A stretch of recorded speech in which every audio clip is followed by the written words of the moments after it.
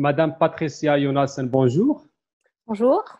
Alors, je rappelle que vous êtes professeur de droit public à l'université Southampton à Stockholm, en Suède, et que vous occupez le poste de vice-doyenne de School of Social Sciences, et que vos travaux de recherche sont centrés principalement sur les questions de la vie privée, de la bonne administration et de la transparence. C'est ça. Alors, bienvenue au Policy Center for the New South. Et je ne résisterai pas à la première question qui concerne la spécificité de la réponse suédoise au Covid-19. Est-ce que vous pouvez nous dire un peu le cadre global du combat contre le Covid-19 en Suède et principalement la question de la non-obligation de confinement? Oui, merci. Alors, d'une part, je pense qu'il faut donner quelques chiffres. Donc, la Suède est un pays de 10 millions d'habitants sur un territoire assez vaste, donc avec une population qui est surtout regroupée au sud du pays et notamment autour de grandes métropoles comme Stockholm, qui a été justement l'épicentre du Covid-19, et avec une population assez rare dans le nord du pays, qui est beaucoup moins touchée que le sud.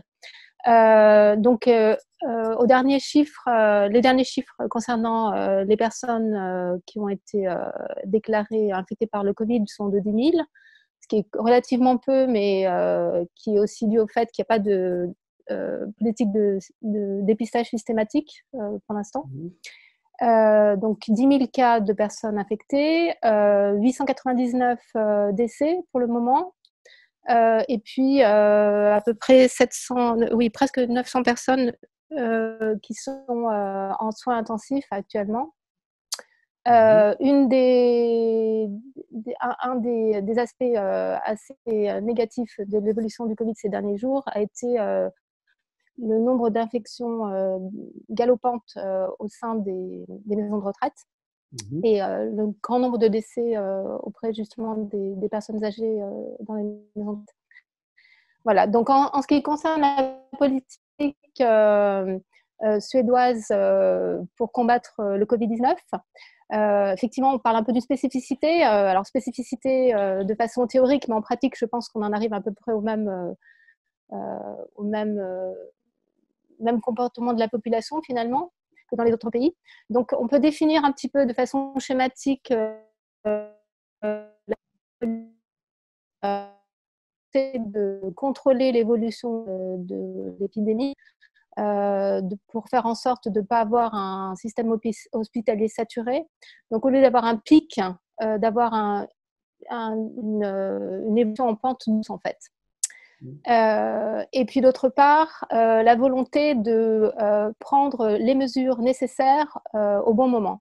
C'est-à-dire de ne pas prendre des mesures drastiques dès le départ, mais d'adapter les mesures en fonction de l'évolution de la situation.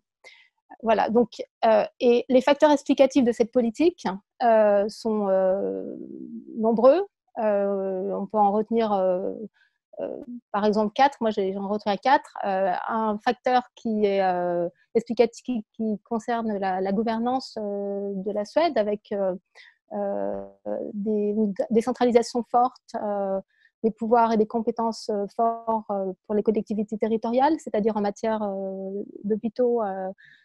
C'est la compétence des régions, les maisons de retraite sont la compétence des communes, et puis des directions nationales qui ont des compétences très fortes, très larges. Et en ce qui concerne par exemple la crise du Covid, l'agence nationale qui se démarque, on peut dire, c'est l'agence de la santé publique, qui a un rôle très très important.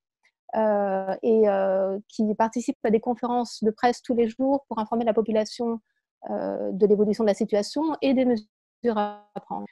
À côté de ça, on a aussi un facteur explicatif concernant la confiance dans les experts, justement dans cette Agence nationale de la santé publique, et notamment l'épidémiologue en chef qui participe à ces conférences quotidiennes.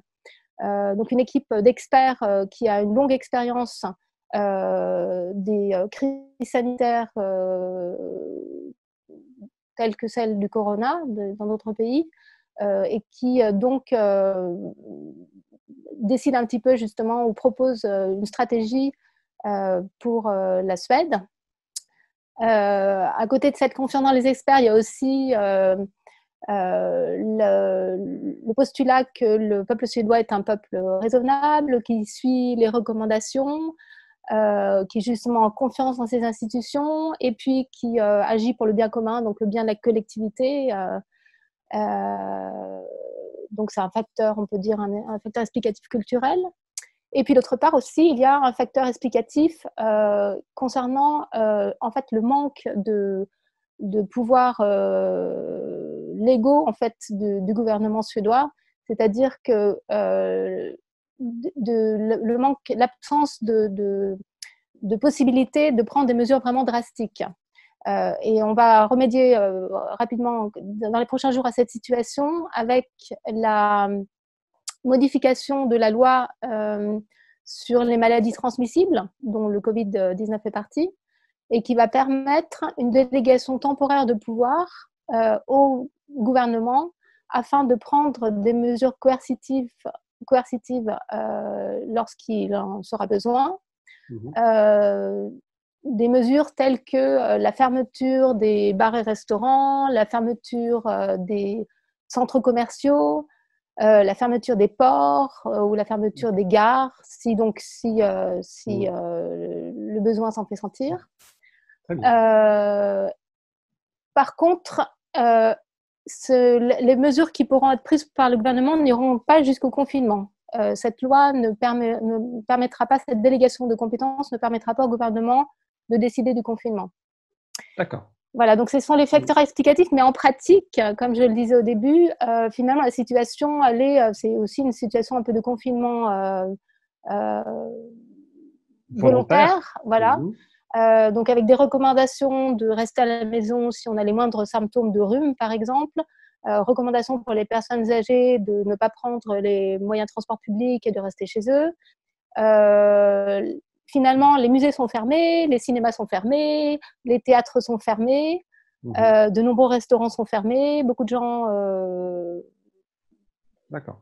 Voilà. Donc, en pratique, finalement, on se retrouve dans une situation qui est peu différente des pays qui ont utilisé des moyens plus drastiques. Très bien.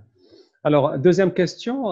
La Suède a la particularité d'être à la fois membre de l'Union européenne, mais aussi du Conseil nordique.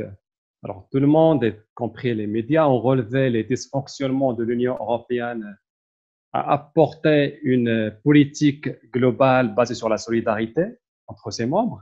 Donc, et on aimerait savoir au Policy Center, est-ce que le Conseil nordique fait mieux ou bien c'est à peu près la situation de l'Union européenne? Alors, le Conseil nordique est une institution qui existe depuis les années 50. C'est en fait un organe parlementaire de coopération donc qui est composé de parlementaires des différents pays nordiques. Donc les 5 États, donc la Norvège, la Suède, la Finlande, le Danemark et l'Islande, et les pays attachés, les territoires attachés, et qui a en fait des domaines de coopération tels que la parité, l'énergie, le développement durable, l'environnement. Et j'ai fait un petit peu une recherche sur le site avant cette interview pour voir un petit peu quelles étaient les mesures qui avaient été prises justement en matière de corona. En fait, on s'aperçoit qu'il y a un constat donc, sur le site du Conseil nordique que chaque pays du Conseil nordique a choisi sa stratégie propre.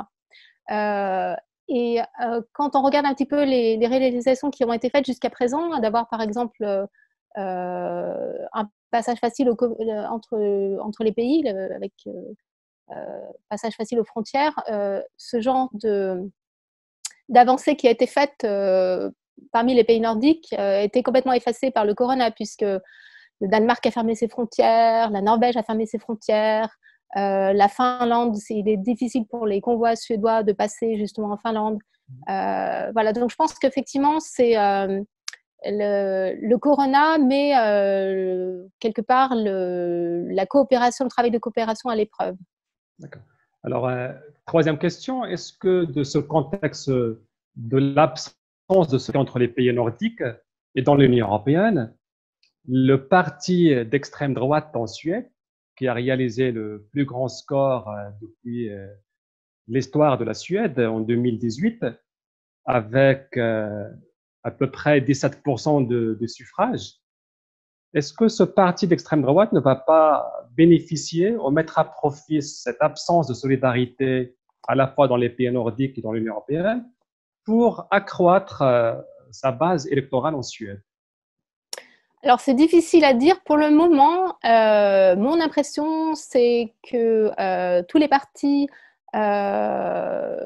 soutiennent un petit peu la politique du gouvernement. Par exemple, la modification de la loi là, sur les maladies transmissibles dont j'ai parlé, il y a eu un consensus des différents partis pour aller de l'avant, justement.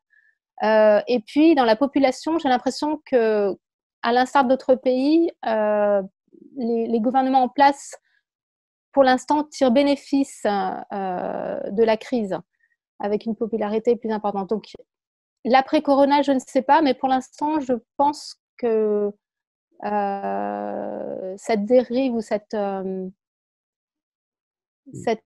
évolution n'est pas encore apparue, en tout cas. D'accord. Alors, la Suède est souvent présentée comme étant un modèle dans le domaine de la recherche scientifique et la performance universitaire et système éducatif. Alors, on aimerait savoir comment le système universitaire s'est-il adapté pour pouvoir assurer la continuité des cours dans cet espace de confinement, même volontaire en Suède? Oui, bonne question. Alors, il y a eu des recommandations le 16 mars à l'adresse des établissements universitaires pour mettre en place l'enseignement à distance et le télétravail. Et en fait, dans mon université, donc à Södertörn University, on est passé donc dès le 18 mars au télétravail. Ce qui a été un petit peu un tour de force, parce que contrairement à ce qu'on peut penser, même si effectivement les outils existent, ils existent depuis longtemps. Il y a seulement quelques cours qui ne peuvent pas être dispensés à distance et qui seront reportés au semestre prochain. J'ai eu des échos positifs de la part des professeurs, de la part des étudiants aussi. Une des aspects négatifs pour les professeurs, c'est de donner des cours à un public sans visage, puisque donc ça c'est un peu difficile psychologiquement, mais sinon ça se passe bien. Tous les examens ont lieu à distance.